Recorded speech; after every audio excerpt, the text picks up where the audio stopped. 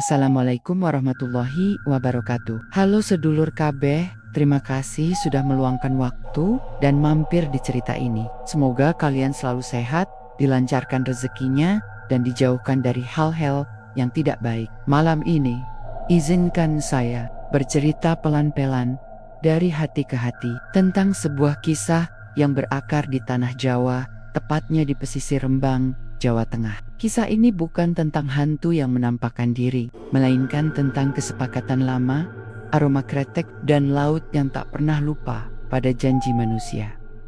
Mari kita mulai ceritanya. Pesisir Rembang selalu punya caranya sendiri menyambut pagi, bukan dengan hiruk-pikuk, bukan pula dengan suara kendaraan, melainkan dengan debur ombak yang datang malas-malisan dan angin asin yang menyentuh kulit. Seperti tangan tua yang sudah hafal wajah setiap orang. Di desa Tasikagung, laut bukan sekadar pemen, ia adalah penentu hidup, pembuka rezeki, sekaligus pengingat batas. Subuh baru saja lewat ketika deretan perahu nelayan mulai ditarik ke darat. Pasir basah berderit di bawah kayu lambung yang sudah termakan usia. Di kejauhan, langit masih abu-abu, seolah matahari ragu untuk naik sepenuhnya. Namun pagi itu, ada aroma lain yang ikut bangun bersama desa. Bukan bau ikan, bukan pula anyir. Aroma tembakau basah dan cengkeh hangat, pahit, dan menusuk pelan mengambang di udara. Aroma itu berasal dari sebuah bangunan tua di tepi desa. Pabrik rokok kretek yang dulu sempat mati puluhan tahun, kini kembali hidup.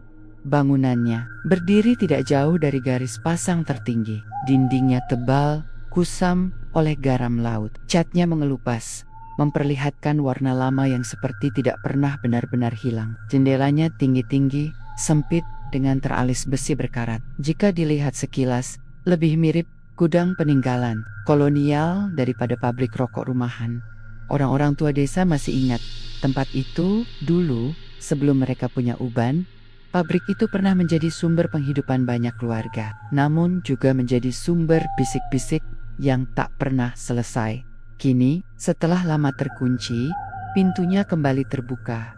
Di dalam pabrik, suasana jauh berbeda dengan luarnya. Lantai semen dingin, meja-meja kayu panjang, berjajar rapi. Di atasnya, daun tembakau disusun, dipotong dan dilinting dengan tangan. Tidak ada mesin modern. Semuanya dilakukan manual. Seperti cara lama yang dipertahankan. Para buruh kebanyakan perempuan dari desa sekitar duduk berhadapan. Tangan mereka bergerak cepat, nyaris tanpa suara. Hanya bunyi gesekan daun, napas yang tertahan, dan sesekali batuk kecil karena aroma cengkeh yang terlalu kuat. Di antara mereka, seorang perempuan setengah baya berbisik ke temannya, "Bau rokoknya beda ya sekarang, lebih nyantol di hidung." Temannya mengangguk pelan. "Iya, kayak berat, tapi enak." Tak ada yang berani berkata lebih jauh. Mereka butuh pekerjaan itu. Pemilik pabrik, Haryo Baskoro, berdiri di lantai atas, mengawasi dari balik pagar besi. Usianya hampir 50. Wajahnya rapi. Rambutnya selalu disisir ke belakang.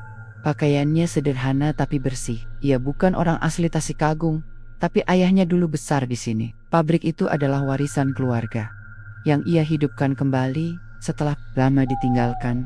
Pelan tapi rapi, katanya suatu pagi. Suaranya datar, tidak keras, tapi semua orang mendengar. Ini bukan soal cepat, ini soal rasa. Para buruh mengangguk serempak.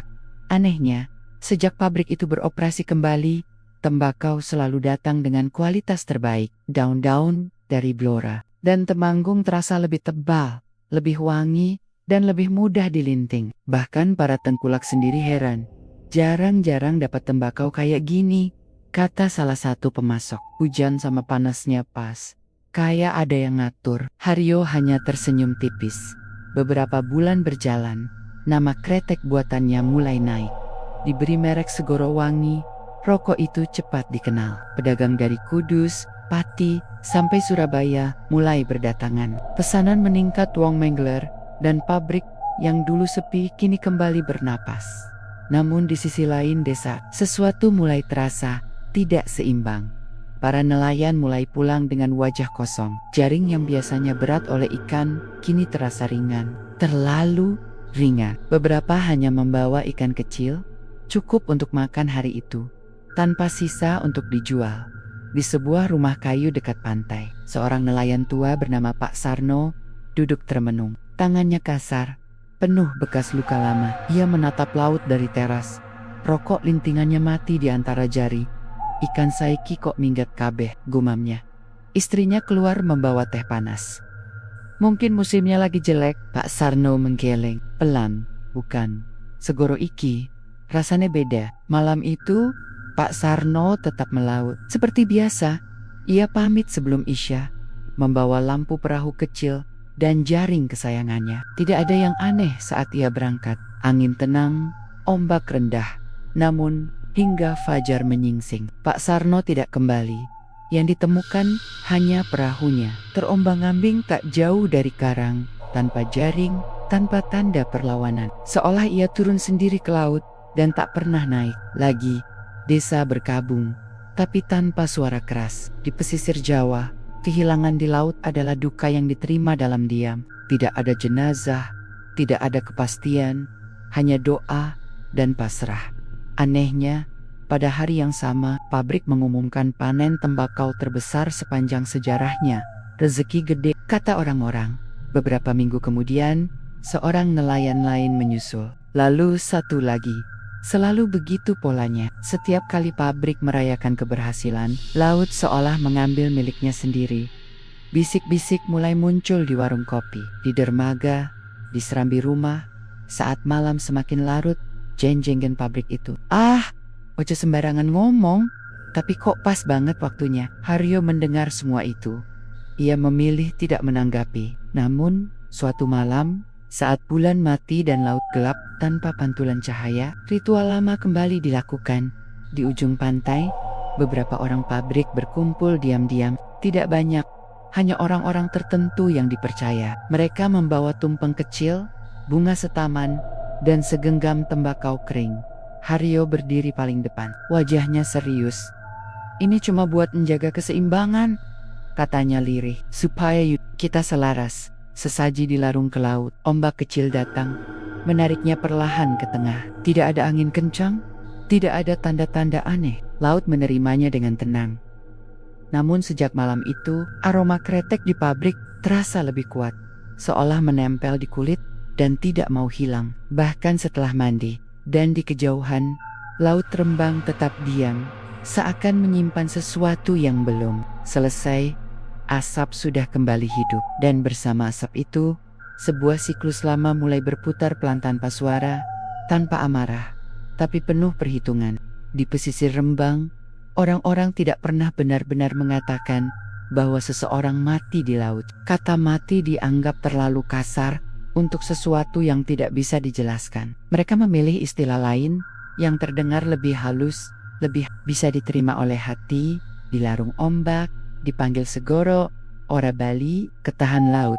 Itulah kata-kata yang dipakai ketika Pak Sarno tak pernah pulang. Hari ketiga setelah kehilangannya, istrinya masih duduk di teras rumah, menghadap laut. Tatapan kosong, seperti menunggu sesuatu yang ia sendiri tidak tahu bentuknya. Setiap suara ombak membuat dadanya naik turun tak beraturan.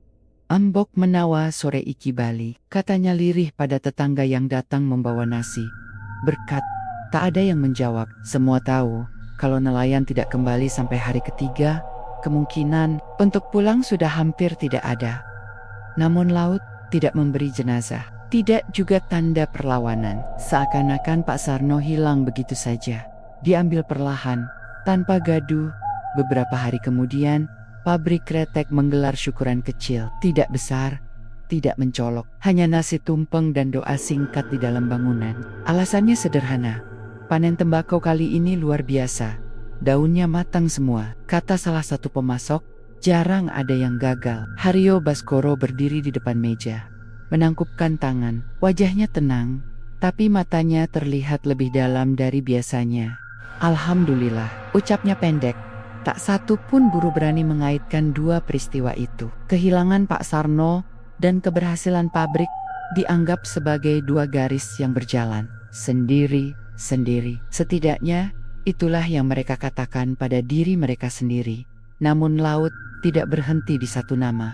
Sebulan kemudian, giliran Jumadi, nelayan muda yang baru punya anak satu. Perahunya ditemukan terbalik dekat muara. Jaringnya robek, tapi tidak ada bekas karang yang cukup tajam untuk menjelaskannya. Lagi-lagi, waktunya berdekatan dengan pengiriman besar rokok kretek keluar kota. Di warung kopi dekat dermaga, bisik-bisik mulai terdengar lebih jelas. "Pisan, isi kebetulan," kata seorang lelaki. "Kapinjo, isi iso dimaafke. Lah iki, wis kaping piro?" Seorang nelayan tua menyela dengan suara rendah. "Ojo keras-keras, segoro king." Malam itu, laut terlihat lebih hitam dari biasanya. Angin membawa bau tembakau terbakar sampai ke dermaga. Beberapa orang mengeluh pusing, tapi tak tahu sebabnya. Di rumahnya, Ratri guru SD yang juga anak nelayan membuka jendela kamarnya. Bau itu masuk tanpa permisi. Ia menggor niat, merasa ada yang tidak beres. Ayahnya, Pak Wiryo, duduk di ruang depan, membersihkan jaring meski tahu besok mungkin tak akan melaut. "Pak," kata Ratri pelan, "Bapak ngerasa enggak? Sekarang bau rokoknya beda." Pak Wiryo berhenti mengikat simpul. "Iya," jawabnya singkat. "Baunya kayak nempel." Ratri duduk di samping ayahnya. "Menurut Bapak, Pak Sarno sama Jumadi itu beneran kecelakaan?" Pak Wiryo menarik napas panjang. "Enduk, ana pitakonan. Sing luwih apik ora ditakok kakek." Jawaban itu justru membuat Ratri semakin gelisah. Beberapa minggu kemudian, satu nama lagi menyusul.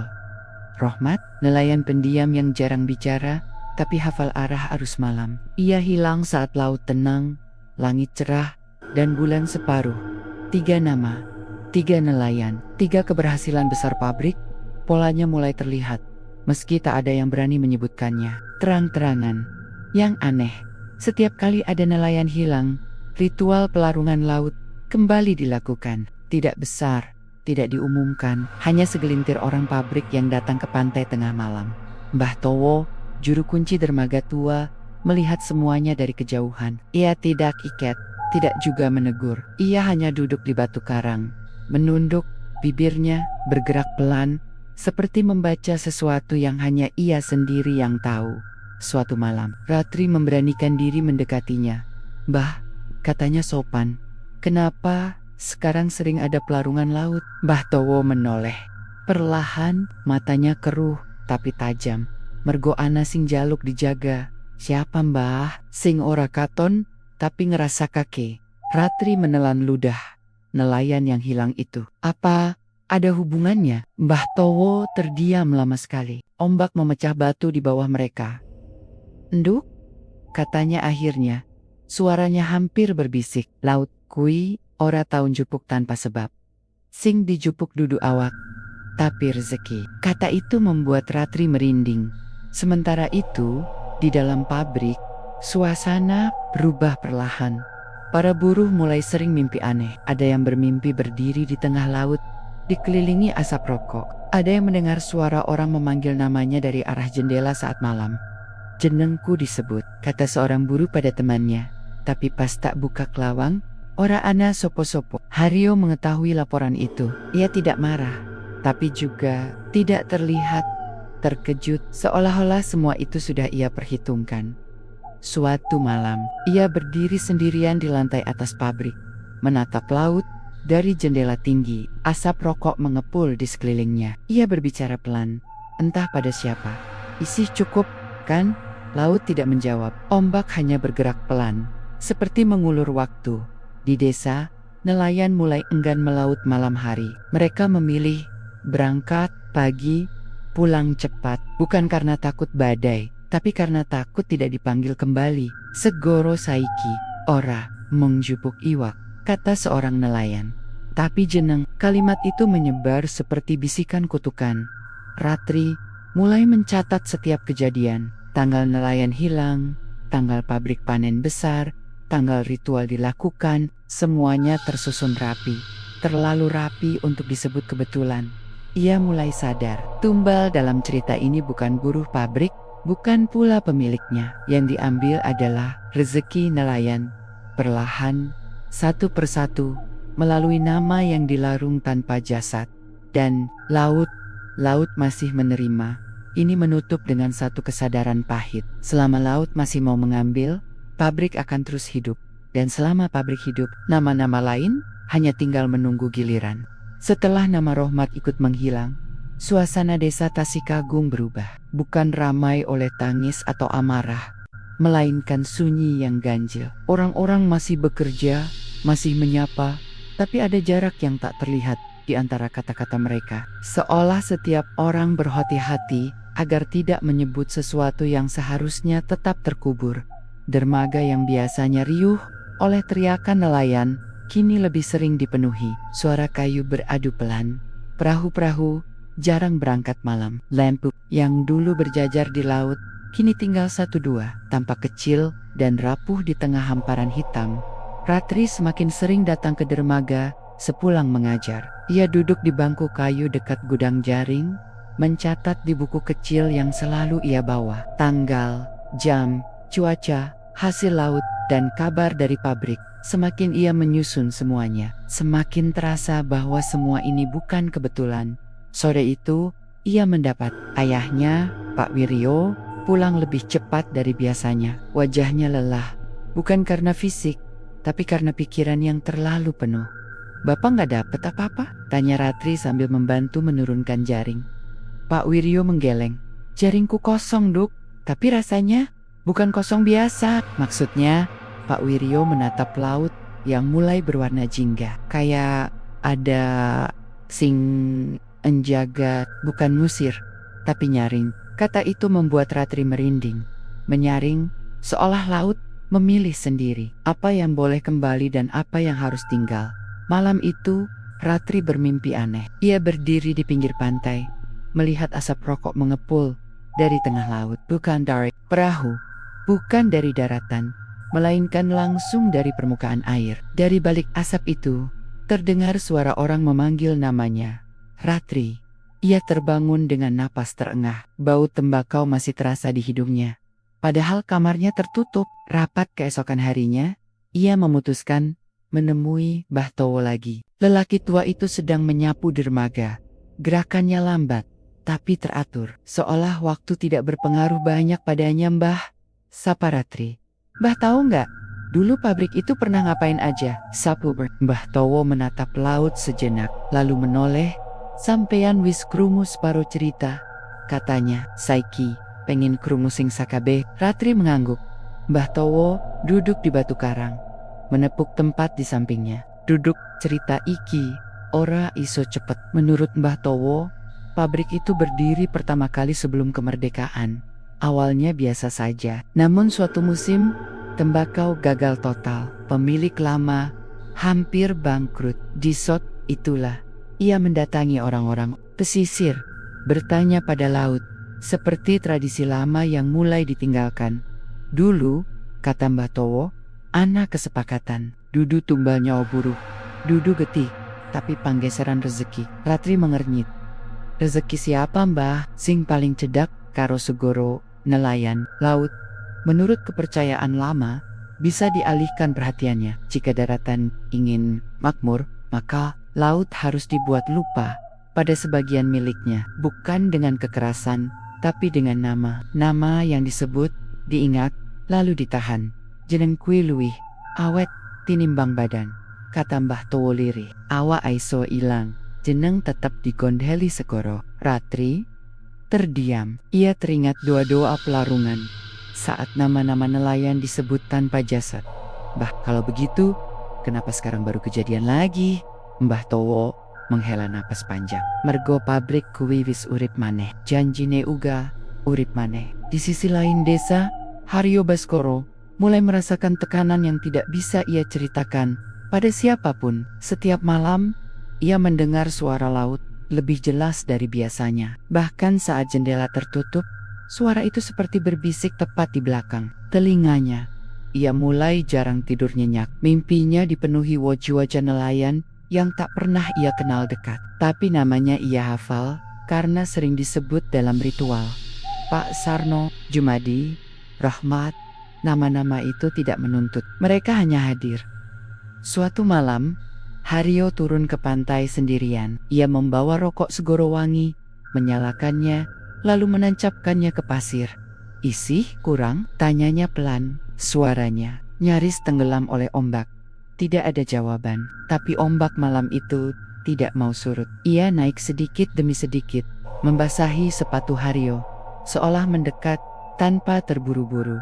Di desa, satu peristiwa kecil membuat keresahan membesar. Seorang buruh pabrik, Sulastri, pingsan saat melinting rokok. Sebelum jatuh, ia berteriak satu kalimat yang membuat semua orang terdiam. "Ana wong neng jendela." Rambutnya teles, nyebut jenengku, padahal jendela pabrik berada di lantai 2, menghadap laut, dan saat itu air pasang sedang tinggi. Setelah sadar, Sulastri menangis tanpa henti. "Deweke ora marah," katanya terbata, "tapi nyuwun. Kayan jaluk diganti." Kabar itu menyebar cepat. Buruh mulai takut, bukan pada pabrik, tapi pada apa yang diwakilinya. Ratri semakin yakin bahwa sesuatu sedang menuju titik tertentu. Ia membuka catatan lamanya dan menemukan satu hal yang membuat dadanya sesak. Dalam cerita lama, selalu ada penutup siklus. Ia kembali menemui Mbah Towo, katanya dengan suara bergetar. Kalau laut berhenti mengambil nama nelayan, apa yang terjadi? Mbah Towo menatapnya lama. "Yen segoro, ora gelem njupuk maneh. Artin sing kudu maju dudu, wong pesisir." "Terus siapa sing buka kelawang perjanjian?" Ratri terdiam. Satu nama langsung terlintas di kepalanya, Haryo Baskoro dan laut. Untuk pertama kalinya sejak lama, mulai terasa terlalu tenang. Tidak ada nelayan yang hilang dalam beberapa minggu berikutnya. Namun hasil tangkapan juga semakin sedikit. Seolah laut sedang menahan napas, menunggu sesuatu yang lain. Ini berakhir dengan kesadaran yang makin jelas. Tumbal memang bukan buruh pabrik, bukan pula nelayan selamanya. Ketika laut berhenti memberi, maka yang harus dilarung adalah orang yang paling diuntungkan oleh kesepakatan itu. Ada satu hal yang paling ditakuti nelayan pesisir Jawa, bukan badai, bukan ombak besar, melainkan laut yang terlalu tenang. Di desa Tasikagung, ketenangan itu mulai terasa sejak pertengahan bulan. Angin jarang bertiup, ombak datang kecil-kecil, seperti malas menyentuh pantai. Burung camar tidak lagi ramai, bahkan bau asin laut terasa hambar, seolah kehilangan sesuatu. Para nelayan menyebutnya dengan satu kalimat pendek, "Segoro lagi menahan." Sudah hampir 3 minggu, tidak ada nelayan yang hilang. Nama baru tidak disebut dalam doa pelarungan. Tidak ada kabar perahu terbalik, tidak ada sandal hanyut. Namun bersamaan dengan itu, hasil tangkapan turun drastis. Jaring-jaring diangkat dengan perasaan hampa, bukan kosong sepenuhnya, tapi terlalu sedikit untuk disebut rezeki. Pak Wiryo pulang suatu sore dengan wajah yang lebih gelap dari langit mendung. "Bapak kenapa?" tanya Ratri. Pak Wiryo meletakkan jaringnya, lalu duduk lama sebelum menjawab. "Segoro orang jupuk, tapi uga orang baleke." Artinya, arti login. Kata itu membuat dada Ratri terasa sesak. Menunggu selalu berarti ada sesuatu yang belum selesai. Sementara itu, di pabrik, perubahan mulai terasa jelas. Daun tembakau yang datang dari Blora tidak lagi seelastis sebelumnya. Beberapa mudah patah saat dilinting. Aromanya tidak sekuat biasanya. Cengkeh yang dicampur terasa getir, meninggalkan rasa pahit di ujung lidah. Seorang buruh berbisik pada temannya, "Rokoke, kok rasanya beda ya? Kayak dipaksa," jawab temannya lirih. Haryo Baskoro tidak bisa lagi mengabaikannya. Ia memeriksa sendiri bahan-bahan yang datang. Ia mencium, meremas, bahkan melinting beberapa batang dengan tangannya sendiri. Semuanya terasa kurang. Padahal secara hitungan semuanya masih sesuai. Cuaca baik, pasukan lancar, tidak ada gangguan besar. Namun rasa tidak bisa dibohongi. Malam hari, Haryo duduk sendirian di ruang kerjanya. Di dinding tergantung foto ayahnya, mengenakan baju putih dan sarung, berdiri di depan pabrik yang sama puluhan tahun lalu. "Bapak," gumam Haryo sambil menyalakan rokok. "Ini benar kan?" Asap menggepel, tapi baunya terasa asing, seperti asap yang tidak mau naik. melainkan menggantung di udara. Malam itu, untuk pertama kalinya sejak pabrik kembali beroperasi, ritual pelarungan tidak dilakukan. Tidak ada sesaji, tidak ada doa tengah malam. Bukan karena lupa, tapi karena Haryo merasa ragu, dan laut merespons dengan caranya sendiri. Angin tiba-tiba berhembus pelan dari arah pantai, membawa suara yang tidak jelas asalnya. Bukan suara ombak, bukan pula angin biasa. Lebih seperti gumaman panjang, berat, dan berulang. Haryo terbangun dari tidurnya dengan keringat dingin. Ia merasa seolah ada yang berdiri di dekat ranjangnya. Ketika ia membuka mata, kamar itu kosong. Namun bau tembakau basah terasa sangat kuat menusuk hidungnya. Di luar jendela, laut terlihat hitam pekat. Keesokan harinya, satu peristiwa kecil mengguncang pabrik. Mesin pengering tradisional yang selama ini jarang bermasalah tiba-tiba berhenti bekerja. Kayu penyangganya retak, seolah lapuk dalam satu malam. "Kayune kaya, wis tua banget," kata tukang yang memeriksa. Padahal diganti durung lama. Haryo hanya mengangguk. Ia mulai mengerti. Laut tidak merusak dengan keras, tapi dengan membuat segala sesuatu kehilangan fungsinya. Di desa, Ratri kembali menemui Mbah Towo. Wajah lelaki tua itu tampak lebih letih dari biasanya. "Mbah," kata Ratri, "sekarang laut tenang, tapi nelayan makin susah. Ini artinya apa?" Mbah Towo memandang laut lama sekali sebelum menjawab. "Yen segoro meneng, iku tandane wis ora gelem nerima sing lawas. Terus apa yang diminta?" Mbah Towo menoleh. "Penutup." Ratri menelan ludah. "Dan penutupnya?" "Weng sing paling paham janji kui." Nama Haryo tidak disebut, tapi terasa jelas di udara. Sore itu, kabar buruk datang dari luar kota. Pesanan besar dari Surabaya dibatalkan. Alasannya sederhana, kualitas rasa tidak konsisten. "Itu pertama kalinya," kata salah satu pegawai dengan wajah cemas. "Belum pernah kejadian." Haryo mengurung diri di ruangannya. Ia membuka catatan lama ayahnya yang selama ini ia simpan tanpa benar-benar dibaca. Di antara halaman-halaman yang menguning, ia menemukan satu catatan pendek, ditulis dengan tangan gemetar. "Yen segoro orang jupuk maneh, aja ngulur wektu." Kalimat itu membuat jantung Haryo berdegup keras. Malam berikutnya, mimpi itu datang lagi.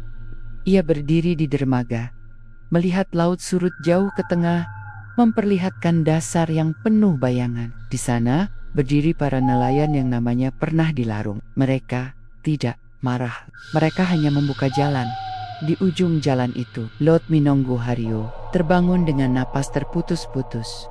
Di desa, Ratri mulai merasakan perubahan pada ayahnya. Pak Wiryo lebih sering melamun. Kadang ia menatap laut lama sekali, seolah mendengar sesuatu. "Pak," kata Ratri suatu malam, "kalau suatu hari nanti laut minta orang lain, Bapak gimana?" Pak Wiryo menoleh pelan. "Laut ora tahu salah, nduk, sing salah kui sing ora gelem grungokke." Jawaban itu membuat Ratri sadar. Waktu hampir habis, menutup dengan satu kepastian yang makin menekan. Laut sudah berhenti mengambil nelayan. Rezeki sudah dialihkan terlalu jauh, dan ketika laut tidak lagi memberi, maka yang harus maju bukan orang kecil, melainkan orang yang berdiri paling dekat dengan keuntungan. Ada satu perubahan yang tidak langsung disadari. Orang-orang desa tasih kagum. Laut berhenti menjawab doa. Bukan doa besar, bukan permintaan aneh, hanya doa-doa kecil yang biasa dipanjatkan nelayan sebelum berangkat tentang cuaca baik, jaring penuh, dan pulang selamat. Semua itu kini terasa mengambang, tidak sampai kemana-mana. Setiap subuh, perahu tetap didorong ke air, dayung tetap dicelupkan. Namun, laut seperti tidak benar-benar ada di sana. Airnya datar, arusnya membingungkan, dan ikan seolah tahu kapan harus menghindar. Pak Wiryo merasakannya paling jelas. Dalam satu minggu, ia hanya sekali membawa pulang ikan yang layak dijual. Selebihnya, jaringnya berisi rumput laut dan benda-benda aneh. Potongan kayu tua, tali putus, bahkan satu kali puntung rokok kretek yang masih berbau kuat. Pak Wiryo menatap benda itu lama. "Rokok orang mungkin saka laut," gumamnya. Ratri yang berdiri di sampingnya ikut mencium baunya. Itu rokok pabrik, katanya pelan. Segoro wangi. Pak Wiryo tidak menjawab. Ia hanya melempar puntung itu kembali ke laut. Tapi anehnya, benda itu tidak tenggelam, melainkan tarimbangaming cukup lama sebelum akhirnya hanyut ke arah pantai. Sementara itu, pabrik kretek mulai mengalami hal-hal kecil yang tidak bisa dijelaskan secara logika.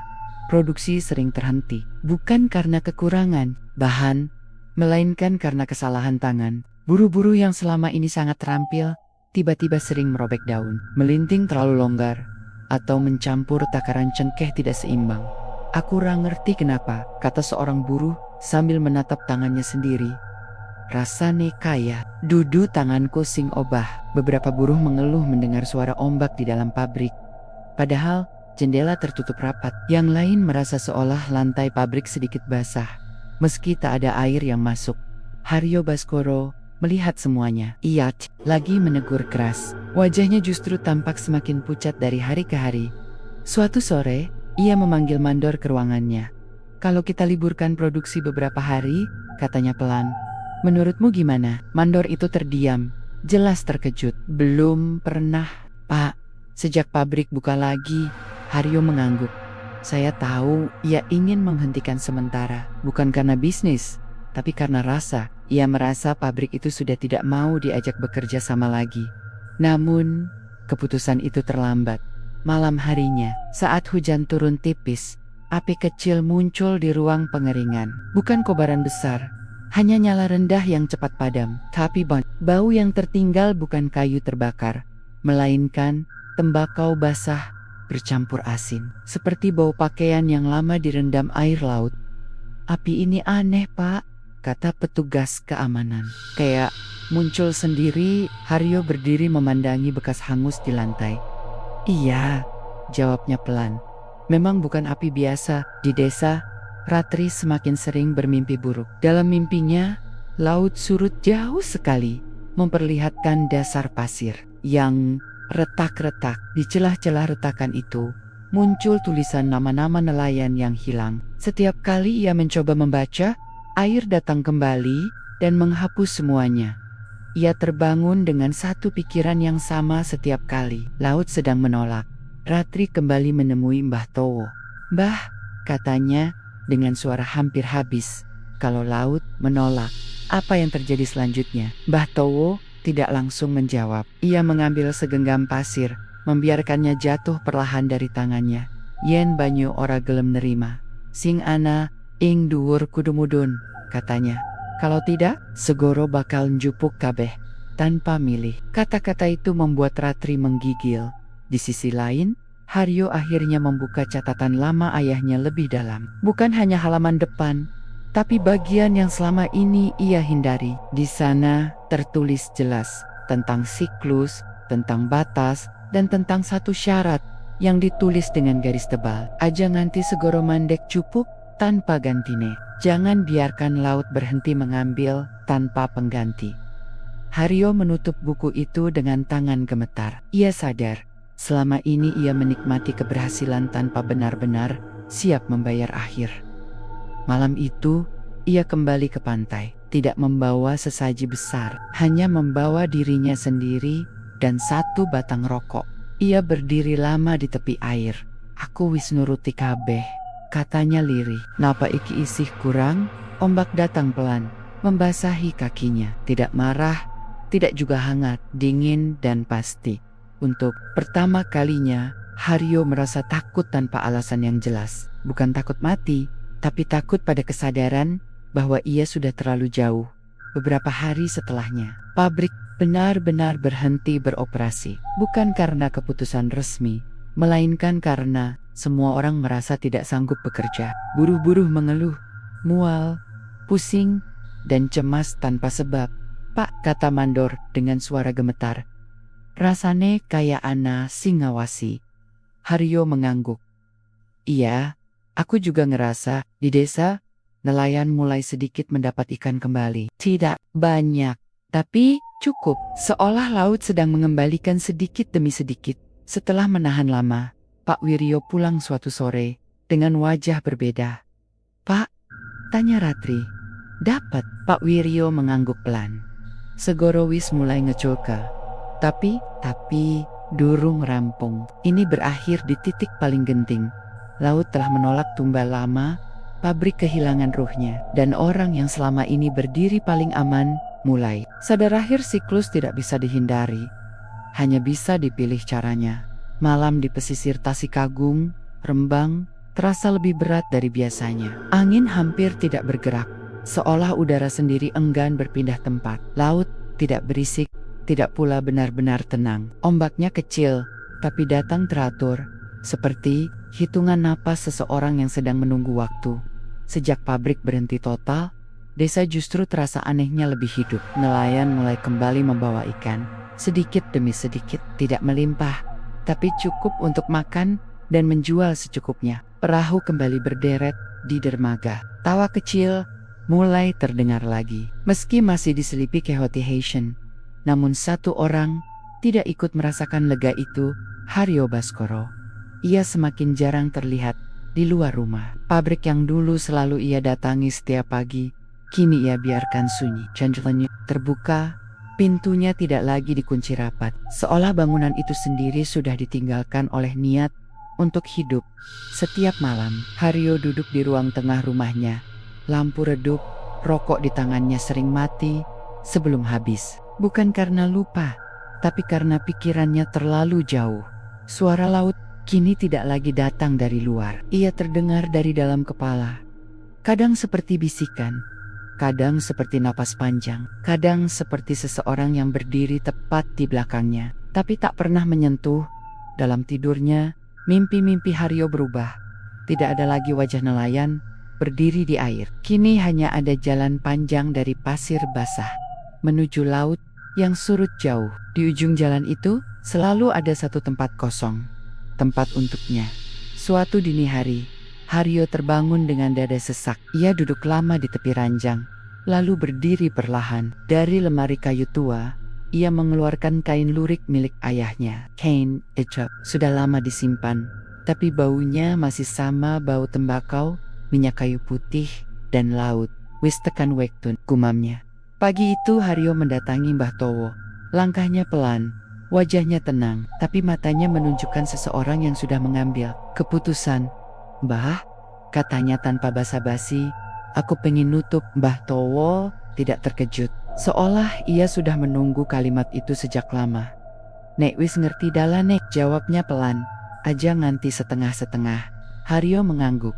"Rituale kudu piye?" Mbah Towo berdiri, menatap laut lama sekali. "Ora kaya biyen, ora aib, sesaji akeh, ora ana jeneng liyane sing dilarung. Mong sije, tidak ada nama yang disebut, tidak perlu berita itu menyebar tanpa kata, tidak ada pengumuman, tidak ada rapat desa. Tapi sore itu, orang-orang mulai merasa ada sesuatu yang akan terjadi. Nelayan tidak melaut, buruh pabrik tidak mendekat. Semua seperti sepakat memberi jarak. Ratri merasakannya dari ayahnya. "Pak," katanya saat melihat Pak Wiryo mengganti bajunya lebih rapi dari biasanya. "Bapak mau kemana?" Pak Wiryo menatapnya lama, ngiringi sing kudu rampung. Ratri terdiam. "Pak, ini soal Pak Haryo." Pak Wiryo tidak menjawab, tapi tatapannya cukup menjadi jawaban. Menjelang subuh, langit masih gelap ketika iring-iringan kecil bergerak menuju dermaga. Tidak lebih dari 7 orang, tidak ada musik, tidak ada doa keras, hanya langkah kaki di pasir basah dan suara ombak yang semakin jelas. Haryo berjalan di depan, ia mengenakan kain lurik, baju putih polos, dan sarung sederhana. Di tangannya, ia membawa satu batang rokok kretek segoro wangi lintingan terakhir yang ia buat sendiri. Sesaji yang dibawa hanya sekepal nasi putih dan segelas air laut. Ratri berdiri agak jauh bersama beberapa warga. Dadanya bergetar, bukan karena takut, tapi karena menyadari bahwa ini bukan hukuman, melainkan penyelesaian. Di ujung dermaga, Haryo berhenti. Ia menoleh sebentar ke arah desa, tidak mencari siapa, hanya memastikan semuanya benar-benar ia tinggalkan. "Rezeki iki dudu dueku," katanya pelan, lebih pada dirinya sendiri. "Aku mung nyilih." Ia menyalakan rokok itu. Asapnya naik lurus, tidak berbelok, Seolah angin sengaja menahannya tetap di tempat. Mbah Towo melangkah mendekat. "Ojo ana sing ditarik maneh," katanya. "Yen wis melebu, rampung." Haryo mengangguk. "Aku ngerti." Ia melangkah ke ujung dermaga, air laut tepat di bawah kakinya. Ombak kecil datang, menyentuh ujung sarungnya, lalu mundur lagi. Tidak ada teriakan, tidak ada tangisan. Haryo menutup mata, menghembuskan asap terakhir, lalu melangkah maju.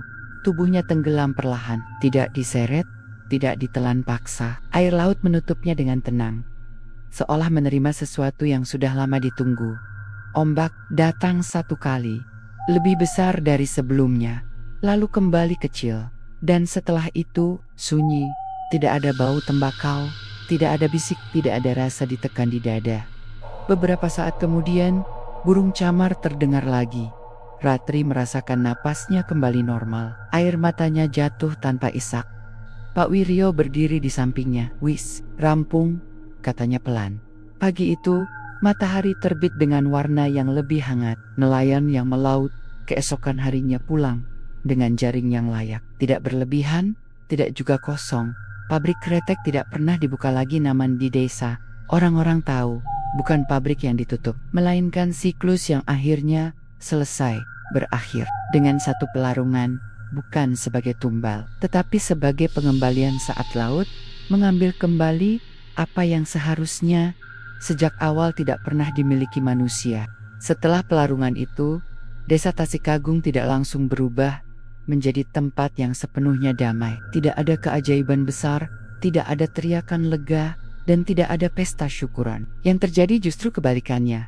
Semuanya berjalan perlahan, seolah desa itu sendiri sedang menyesuaikan napas. Pagi pertama setelah Haryo Baskoro dilarung, laut tampak biasa saja, tidak lebih biru, tidak lebih ganas. Ombak datang dengan ukuran yang sama seperti kemarin. Namun bagi orang-orang pesisir, ada satu hal kecil yang terasa sangat jelas. Laut kembali terdengar, bukan dengan suara keras, melainkan dengan irama yang familiar. Debur ombaknya tidak lagi berat, tidak lagi seperti menahan sesuatu. Anginnya membawa bau asin yang jujur, bukan campuran tembakau yang selama ini terasa mengganggu. Pak Wiryo berangkat melaut sebelum matahari naik penuh. Untuk pertama kalinya, setelah berbulan-bulan, ia tidak merasa ragu. Tangannya bergerak ringan saat mendayung. Jarinya terasa normal saat dilemparkan. Ketika ia pulang, perahunya tidak penuh, tapi cukup. Ratri menyambut ayahnya di dermaga. "Gimana, Pak?" tanyanya. Pak Wiryo mengangkat jaring sedikit, memperlihatkan hasil tangkapan. "Ora akeh," katanya, "tapi iki sing sak mesir." Kalimat itu membuat Ratri tersenyum kecil. Di pesisir Jawa, cukup adalah bentuk rezeki yang paling aman. Pabrik kretek berdiri sunyi di tepi desa. Tidak ada lagi aktivitas. Tidak ada suara gesekan daun. Tidak ada aroma cengkeh yang menusuk hidung. Jendela-jendelanya dibiarkan terbuka, membiarkan angin laut masuk dan keluar sesukanya. Anak-anak kadang bermain di halaman depannya, tapi mereka jarang masuk ke dalam. Bangunan itu tidak menakutkan, tapi tidak mengundang. Seolah pabrik itu sudah selesai dengan urusannya pada manusia. Beberapa buruh pabrik sempat datang, sekadar mengambil barang pribadi yang tertinggal. Tidak ada yang berniat membuka kembali usaha itu. "Rokok wis ora gelem dilinting maneh," kata salah satu dari mereka. "Rasane beda." Di malam hari, desa kembali gelap seperti dulu. Lampu-lampu menyala secukupnya. Tidak ada lagi ritual tengah malam. Tidak ada doa yang diarahkan ke laut dengan maksud tersembunyi. Namun satu hal tetap bertahan. Kadang-kadang, saat senja, ketika matahari turun tepat di garis laut, aroma tembakau terbakar masih bisa tercium samar. Bukan dari pabrik, bukan dari rokok, siapapun, hanya lewat sebentar, lalu hilang di bawah angin. Orang-orang yang mencium bau itu tidak panik, mereka hanya saling pandang, lalu diam. "Isi anasisan," kata Mbah Towo suatu sore. "Saben janji mesti ninggal bekas." Ratri sering duduk di pantai menjelang maghrib. Ia membawa buku catatannya, tapi kini jarang menulis. Ia lebih sering hanya melihat laut, membiarkan pikirannya kosong. Suatu sore, ia bertanya pada Mbah Towo, "Mbah, apa Pak Haryo tenang di sana?" Mbah Towo tersenyum tipis. "Segoro ora nyimpen dendam. Sing penting, Sing kudu bali, wis bali. Jawaban itu tidak memberi kepastian, tapi cukup menenangkan. Beberapa bulan berlalu, musim berganti. Nelayan hidup seperti biasa, tidak kaya, tidak miskin. Anak-anak kembali sekolah, tanpa cerita orang hilang di laut. Nama-nama Pak Sarno, Jumadi, dan Rohmat tetap dikenang, tapi tidak lagi disebut dengan rasa takut lebih seperti duka lama yang sudah diterima. Pabrik kretek perlahan ditelan waktu. Catnya semakin mengelupas. Kayunya mulai lapuk. Orang-orang sepakat tidak menjualnya, tidak pula merobohkannya. Bangunan itu dibiarkan menjadi pengingat. Pada suatu malam tertentu, Ratri bermimpi lagi. Namun mimpinya berbeda dari sebelumnya. Ia berdiri di pantai, melihat laut tenang. Tidak ada asap, tidak ada suara memanggil namanya. Hanya satu batang rokok yang terapung sebentar, lalu tenggelam perlahan tanpa jejak. Ia terbangun dengan perasaan ringan. Keesokan paginya, ia berkata pada ayahnya, "Pak, sepertinya sudah benar-benar selesai." Pak Wiryo mengangguk. "Iya, nduk, yen wis rampung. Segoro bakal menengkanti cara sing bener." Cerita tentang pabrik rokok kretek pesisir itu lama kelemen berubah menjadi kisah lisan. Diceritakan pelan di warung kopi, di serambi rumah atau pada anak-anak yang bertanya kenapa pabrik tua itu tidak pernah dibuka lagi. Orang-orang tidak menyebutnya kisah pesugihan. Mereka hanya bilang, dulu ada orang yang meminjam rezeki terlalu banyak dan lupa mengembalikannya. Di Rembang, orang kembali percaya satu hal yang sudah lama diajarkan laut. Rezeki tidak boleh dialihkan tanpa batas. Dan jika laut berhenti memberi, bukan karena ia kejam, melainkan karena ia menuntut keseimbangan. Asap kretek sudah lama hilang dari pabrik, namun baunya tetap tinggal. Bukan sebagai ancaman, melainkan sebagai pengingat bahwa tidak semua keberhasilan layak dipertahankan dengan cara apapun. Dan laut, seperti biasa, terus ada